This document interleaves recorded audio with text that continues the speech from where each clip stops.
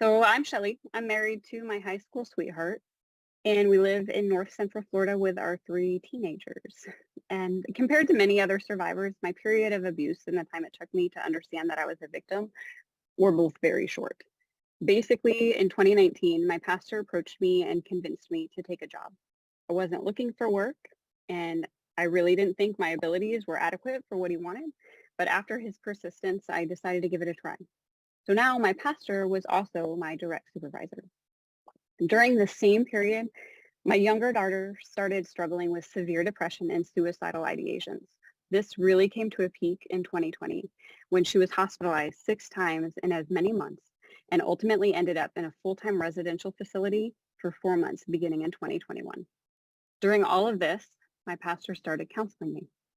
So now he was my boss, my pastor, and my counselor, and he had all the power in each of these relationships. My husband, Peter, and I have a great marriage. We always have, but our daughter's struggles made things hard at home. Not between the two of us, but because there was always tension, and we were always walking on eggshells in fear of setting her on a downward spiral. Each morning I would wake up, and then my first thought would be, I wonder if my daughter is still alive today. I'd fight getting out of bed because I didn't want to face what might be.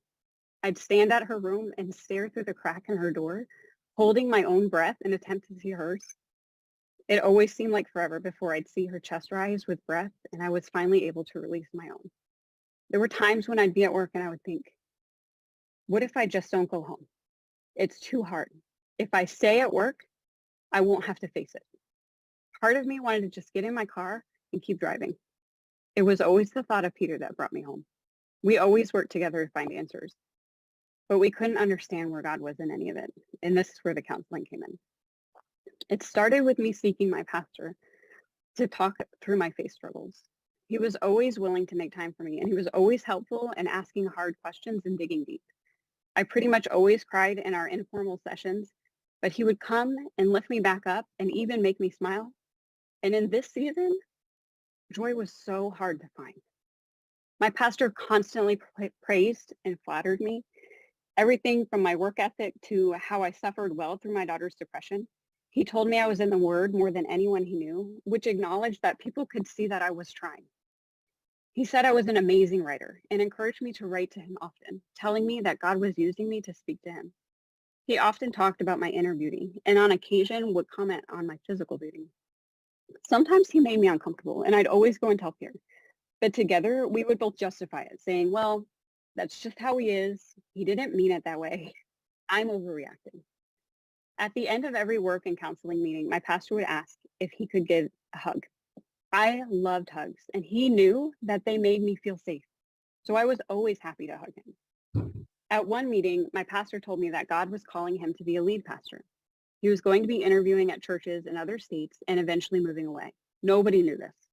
He said he didn't really have a desire to oversee a whole church, but God was calling him to it. And he told me not to tell Peter. He said he wanted to be the one to tell him because it would mean more that way. After a few days, he asked if I had shared his secret. I hadn't, which had been difficult, but he was happy to hear that I had stayed silent. One day I posted on social media that Peter had brought me coffee at work after I vented to him about having a bad day. When my pastor saw it, he immediately called me and asked me why I hadn't gone to him. I told my pastor that it didn't have to do with my daughter, but he said that he wanted to be there for me in everything. I was surprised by his concern. He had taken time out of his day while overseeing many others just to make sure that I was all right and to let me know that he was there simply because he saw a Facebook post. This made me feel important in a time when I otherwise felt like a failure. At one of my counseling sessions, the pastor brought up affair, saying he didn't think we were headed that way, but that we needed to be aware. That word coming from him about us took my breath away. It was not something I had ever considered, but I thought, he's a pastor. He must be able to see sin coming from a greater distance, and he's just trying to protect us. I stopped going to him after that and made an appointment with a licensed therapist.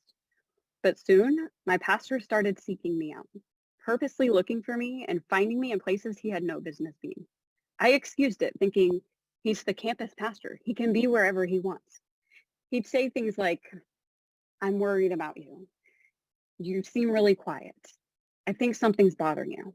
And every time I would think, well, I thought I was all right, but he knows me so well. Maybe something is bothering me. This would always lead to me searching for something, always to do with my daughter, and then ending with me in tears and him comforting me again.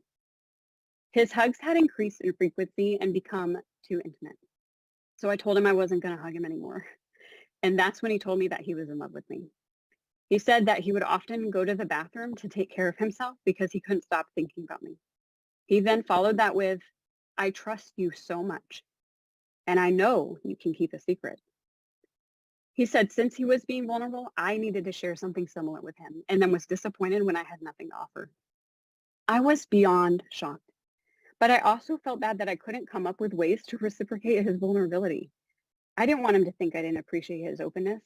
I was not okay with his feelings, but I thought, none of this matters because I'm not going to hug him anymore. And I told him I didn't want to have an affair and he's going to move away soon. So we just had to make it to that point and then he'd get over it and we could be friends again. The next week, he returned from an out-of-state interview. He found me and apologized, said it was wrong and that he didn't want to pursue anything. I was so relieved. He actually asked me why I was smiling so much. This was the first time of many that he would apologize to me. But the very next day, the harassment intensified and continued for another week. At one point, I was backed up against a wall, trying to get away from his reach. I was crying, and he was showing me pictures of myself on his phone and telling me what he did while he looked at them. After he put his phone away, he told me that sometimes he wanted to rape me, but he wouldn't unless I wanted him to. I actually thanked him for not acting on it and genuinely felt like he was doing me a favor and protecting me. Imagine thanking someone for not raping you. There were many times he asked me very intimate and inappropriate questions.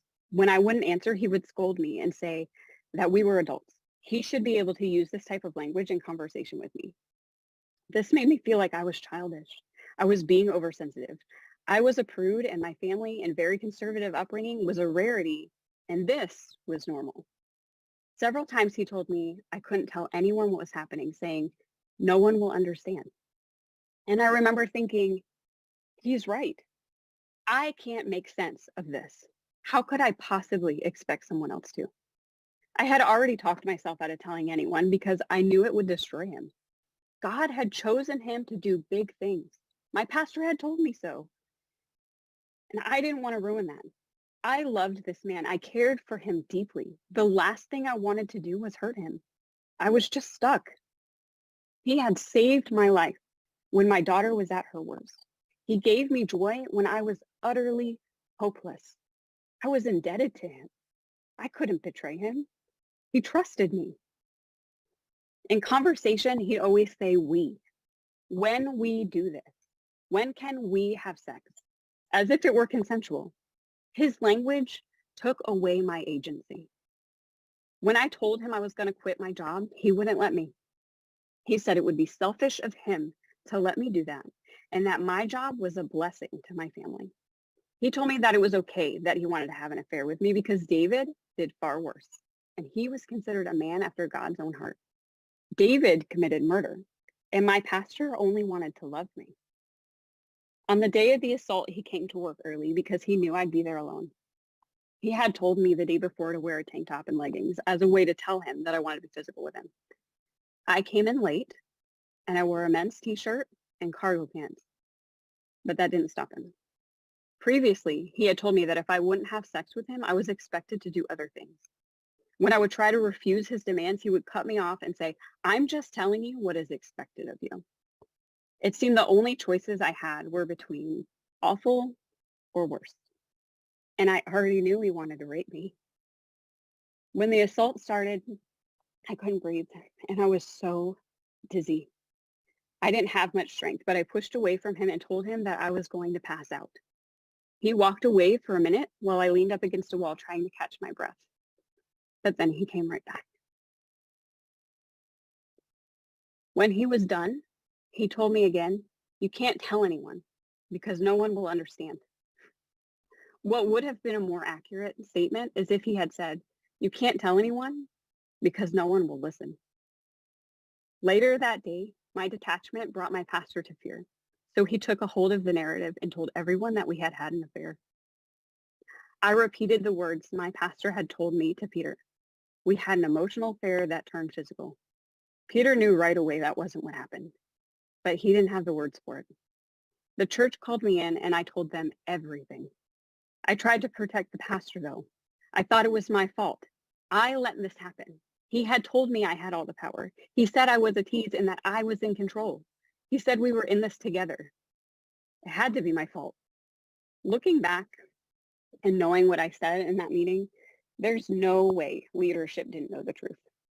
Even in my jumbled mess of a confession, there's no way they could hear my words and call what happened an affair. But they let the pastor resign, sent him off with a praise-filled farewell, and then they let the rumors about me spread. They forced me to resign and told me I wasn't allowed to come to church for 6 weeks. I couldn't serve or be a part of a small group, and I wasn't allowed to speak to anyone about what had happened. Just 2 weeks of pure confusion and desolation later, I confided in a lifelong friend. As a pediatrician, she is a mandatory reporter and has training to recognize predators and grooming, and she's the one who told me what really happened.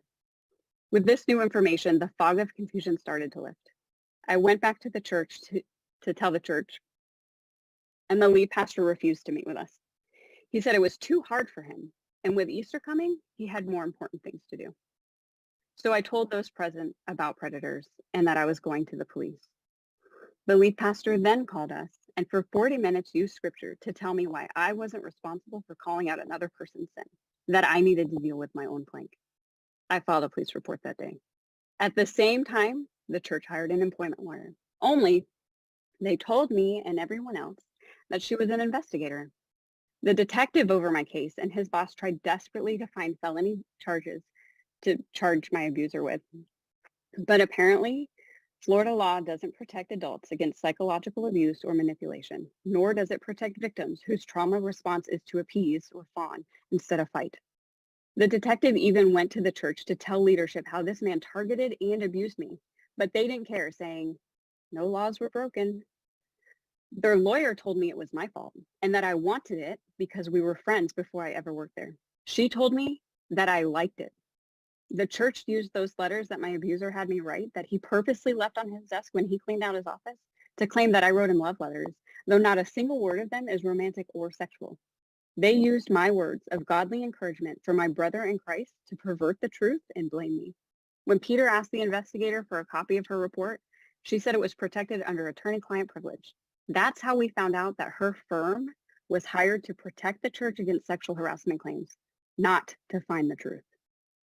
In the end, the church met with me one last time. They told me how wrong the pastor was and how he hurt me and abused me, taking advantage of my vulnerability, and how I needed to continue to see my therapist. They said all these things behind closed doors, but refused to speak any truth publicly. Then they told me that I hurt people when I told them what happened to me. They demanded my silence and said if I couldn't commit, I wasn't welcome. I refused their NDA and I never went back. Toward the end of 2021, I was given the contact information for a sexual abuse attorney, Boz Trevijan. My husband and I went to his office for a consultation, and that's where we learned the term clergy sexual abuse. Boz also connected me to another survivor who invited me to join a support group for adult victims of CSA called Restored Voices Collective, which accelerated my healing.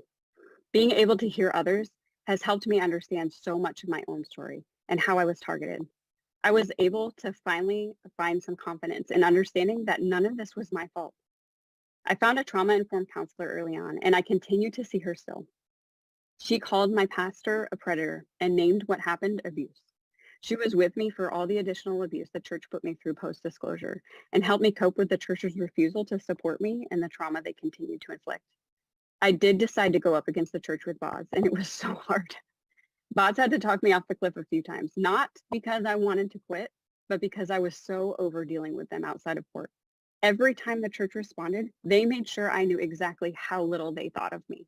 These people were once my family, the only community I knew for 14 years of our life, and now because they saw me as a threat, they were determined to make sure I had no value. We ultimately settled out of court, and I didn't give up anything. including my voice.